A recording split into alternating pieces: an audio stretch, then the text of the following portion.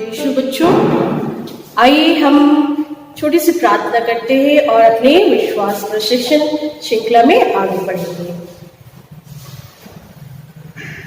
हे पिता ईश्वर, आपको पुनः इस दिन के लिए धन्यवाद देते हैं और आपके आशीषों के लिए, आपके वरदानों के लिए धन्यवाद देते हैं। हे ईश्वर, आज हम आपको अपने आप को सौंपते हैं ताकि आपके वचनों को हम अच्छे से सुन सके और समझ सके। आमीन। तो बच्चों, हमने पिछले प्रशिक्षण में पाठ 9 में पढ़ा था मिस्सा, पवित्र मिस्सा के बारे में, कि कैसे प्रभु यीशु पूरे मिस्सा में हमसे बातें करते हैं, हर एक विश्वासी के रूप में या पुरोहित के रूप में, या फिर जो भी कार्य होता है उसमें प्रभु यीशु उपस्थित रहते हैं और हमसे बातें करते हैं। आइए हम आज इसके जो 4 भाग हैं, पवित्र मिस्सा बलिदान के 4 मुख्य भाग होते हैं, उसके बारे में हम जानेंगे। आपने जब भी पवित्र मिस्सा में भाग लेते हैं तो आपने देखा है अलग अलग क्रियाएं होती हैं, या फिर गीत होते हैं, या फिर भजन वाक्य जो भी होता है वो आप उसमें भाग लेते हैं। पर इसके अच्छे से समझने के लिए हम इसको जानेंगे कि कितने पवित्र मिस्सा बलिदान को कितने भाग में हम बांट सकते हैं। तो कुल 4 भाग है। वो कौन कौन से हैं? एक पहला है प्रवेश विधि, दूसरा शब्द समारोह, फिर तीसरा है यूखरिस्त विधि और लास्ट है समापन विधि। तो अब जब गिरजाघर में आते हैं तो सब एकत्रित होते हैं। हाँ, तो ये पहला विधि में है। हम फिर उसको आगे कुल 4 भाग में बांट सकते हैं। तो पहला प्रवेश विधि में अब देखेंगे, पहला है प्रवेश जुलूस। ये प्रवेश जुलूस क्या होता है? जब पूरी कलीसिया एकत्रित होती है गिरजाघर में, तब पुरोहित सेवकों के साथ एक जुलूस में वेदी की ओर बढ़ते हैं और विश्वासी गण जो है अपना आनंद प्रकट करने के लिए खड़े होकर के गीत गाते हैं और इसे हम कहते हैं प्रवेश जुलूस। फिर जब पुरोहित और सेवक वेदी के पास पहुंच जाते हैं, फिर वहां पर होता है विश्वासियों का अभिवादन। इसमें क्या है कि पुरोहित जो है वो पिता, पुत्र और पवित्र आत्मा के नाम पर कलीसिया को अभिवादन करता है। और उसके बाद मिस्सा के जो भी मतलब होते हैं, उस दिन के जो भी मतलब होते हैं, उनके सामने रखते हैं और लोगों को अनुग्रह करते हैं कि सब मिलकर के उस मिस्सा के जो भी मतलब है उसके लिए प्रार्थना करें। फिर तीसरा भाग जो है वो है पश्चाताप विधि। ये पश्चाताप विधि क्या है? जब आप मिस्सा में भाग लेते हो तो हम अयोग्य होते हैं, इसीलिए हम अपने आप को योग्य बनाने के लिए पश्चाताप की प्रार्थना बोलते हैं, ताकि हम जो भी अपने भाई बंधु के साथ, पड़ोसियों के साथ जो भी छोटे बड़े पाप किए हैं, उन सबसे हम माफी मांगते हैं और फिर योग्य रीति से मिस्सा बलिदान में भाग ले सकते हैं। फिर चौथा भाग आता है, वो है निवेदन प्रार्थना। निवेदन प्रार्थना में है पुरोहित अपने हाथ फैलाकर कलीसिया के ऊपर पवित्र मिस्सा में एकत्रित विश्वासियों के नाम पर प्रार्थना करते हैं। तो हमने देखा प्रवेश विधि को फिर से हम 4 भागों में बांटते हैं। पहला कौन सा है? प्रवेश जुलूस। फिर दूसरा है विश्वासियों का अभिवादन। फिर तीसरा है पश्चाताप विधि और फिर चौथा है निवेदन प्रार्थना। फिर हम मिस्सा बलिदान में आगे बढ़ते हैं और शब्द समारोह में प्रवेश करते हैं। तो शब्द समारोह जो है, इसमें हम धर्म ग्रंथ से पाठ सुनते हैं। ये आपने सुना होगा अक्सर, या फिर देखा है, रविवार हो या फिर विशेष दिन हो, उसमें कुल 3 पाठ पढ़े जाते हैं, और अगर कोई समान दिनों में केवल 2 ही पाठ पढ़ते हैं। तो पहला पाठ होता है, और ये पहला पाठ जो है, इसमें जो पाठ है वो पुराने व्यवस्थान से लिए जाते हैं या फिर प्रेरित चरित्र से लिया जाता है। फिर जब पहला पाठ खत्म हो जाता है, उसके बाद आता है भजन अनुवाद, फिर अनुवाक्य। हम अपना जो प्रभु के वचन है, प्रभु हमसे वचनों के द्वारा बातें करना चाहते हैं, उनको हम स्वीकार करते हैं और फिर से उसे दोहराते हैं भजन अनुवाक्यों के द्वारा। हाँ, फिर दूसरा पाठ होता है, और ये दूसरा पाठ जो है वो नए विधान से लिया जाता है, या फिर आप कह सकते हैं कि नए व्यवस्थान में से कोई भी एक पाठ हम दूसरे पाठ में लेते हैं। फिर दूसरा पाठ के बाद आता है जय घोष। हाँ, जय घोष, जैसे हमने कहा कि प्रभु यीशु पवित्र बाइबल के द्वारा, अपने वचनों के द्वारा हमसे बातें करते हैं, और उनको सुनने के लिए हम तत्पर होकर खड़े होकर जय घोष गाते हैं। तो फिर होता है जय घोष। जय घोष के बाद में होता है तीसरा पाठ, और तीसरा पाठ जो है ये सुसमाचार से लिया जाता है। हाँ, जो भी ये 4 सुसमाचार है उनमें से किसी एक में से लिया जाता है। यह पुरोहित या फिर उपयाजक के द्वारा हमें सुनाया जाता है। फिर तीसरा पाठ के बाद हम देखते हैं धर्मोपदेश। इसमें जो है पुरोहित पाठों के आधार पर प्रवचन देते हैं, और हमें ये जो प्रवचन है वो हमें अपने जीवन में आगे बढ़ने के लिए मदद करता है। प्रभु यीशु को और अच्छे से जानने के लिए हमें ये बहुत ही मददगार रहता है। फिर उसके बाद होता है धर्मसार। इसमें हम देखते हैं कि ईश वचन को की स्वीकृति के प्रतीक रूप में हम धर्मसार, या फिर हम कह सकते हैं प्रेरितों का धर्मसार बोलते हैं। हाँ, वो हम अपना विश्वास प्रकट करते हैं, प्रभु यीशु के वचनों को स्वीकार करते हुए अपने जीवन में स्वीकृति या फिर स्वीकार करते हुए अपना विश्वास प्रकट करते हैं। फिर हम देखते हैं विश्वासियों का निवेदन। तो विश्वासियों का निवेदन जो है, इसमें लोगों के लिए, संसार के लिए, कलीसिया के लिए निवेदन पढ़े जाते हैं। तो इस प्रकार हम देखते हैं बच्चों, जो दूसरा भाग है पवित्र मिस्सा बलिदान में, वो शब्द समारोह, इसको भी हम कुल 8 भाग में बांटते हैं। हाँ, फिर हम आगे बढ़ते हैं, वो है यूखरिस्ती समारोह। यह मिस्सा बलिदान का बहुत ही प्रमुख भाग रहा है। तो हम यूखरिस्ती समारोह में इसको फिर से हम इसके 6 भाग कर सकते हैं। तो पहला जो है उसमें आता है अर्पण जुलूस। हमने पहले देखा था वो प्रवेश जुलूस था, पवित्र मिस्सा बलिदान के शुरू में प्रवेश जुलूस में के बारे में जाना था। अब है अर्पण जुलूस।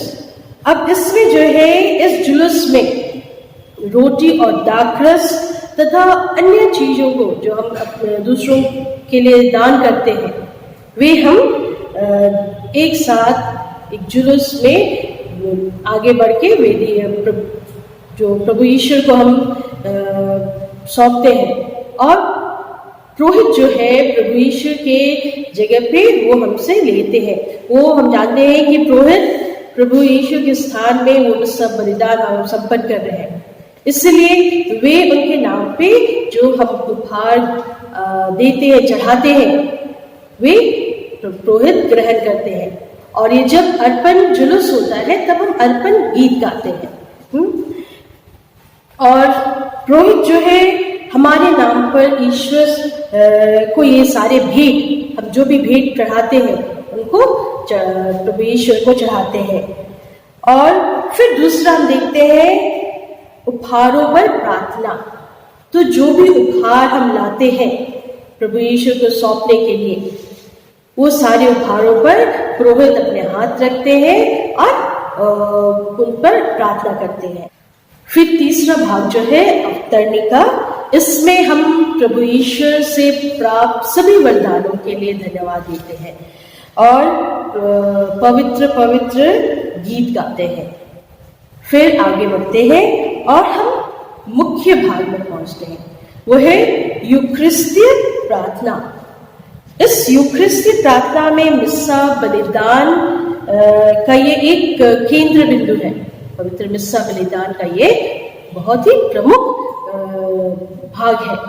इसमें पुरोहित अपने हाथों में हाथ फैलाकर जो रोटी और दाखरस हम चढ़ाते हैं, उनको उनके ऊपर पवित्र आत्मा को बुलाते हैं, पवित्र आत्मा से प्रार्थना करते हैं और वही शब्द दोहराते हैं जो प्रभु यीशु ने यूखरिस्ती स्थापना के दौरान बोले थे। और जब ये होता है, जब पुरोहित प्रार्थना करते हैं, तो पवित्र आत्मा के द्वारा जो रोटी और दाखरस हमने चढ़ाए हैं, वो प्रभु यीशु के शरीर और रक्त में परिवर्तन हो जाता है। और फिर इस परिवर्तित रोटी को हम ऊपर उठाकर प्रभु यीशु को धन्यवाद देते हैं। और जैसा यीशु ने बोला, यूक्रिस्ट स्थापना के समय जिन शब्दों का उच्चारण किया था, वही शब्द पुरोहित भी दोहराते हैं। और फिर हमें आमंत्रित करते हैं उस प्रसाद को ग्रहण करने के लिए। उसके बाद जो आता है वो है परम प्रसाद विधि।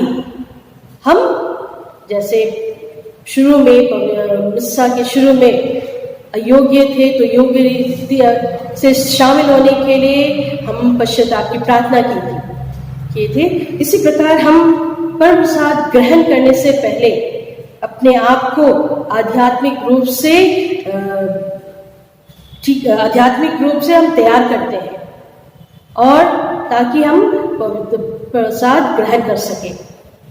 और हम जो हमारे आसपास जो कलीसिया है, भाई बहन है, उनको हम शांति का अभिवादन करते हैं और फिर परम प्रसाद ग्रहण करने चले जाते हैं। और जब हम परम प्रसाद ग्रहण करने जाते हैं, तो पुरोहित है वो बोलते हैं ख्रीस्त का शरीर और रक्त, और उसे ग्रहण करने से पहले हम आमीन बोलते हैं और फिर परम प्रसाद ग्रहण करते हैं। फिर छठा भाग जो है वो है धन्यवाद की प्रार्थना। इसमें परम प्रसाद समारोह के पश्चात पुरोहित ईश्वर को धन्यवाद देते हैं, और प्रार्थना करते हैं। तो फिर हमने देखा कि यूक्रिस्ट समारोह में हम आगे उसको 6 भागों में बांट सकते हैं। वे कौन कौन से हैं? अर्पण जुलूस, उपहारों पर प्रार्थना, फिर वर्तनिका और यूक्रिस्ती प्रार्थना, फिर परम प्रसाद विधि और धन्यवाद की प्रार्थना। अब हम पवित्र मिस्सा बलिदान के आखिरी भाग में पहुंच गए हैं, वो है समापन विधि।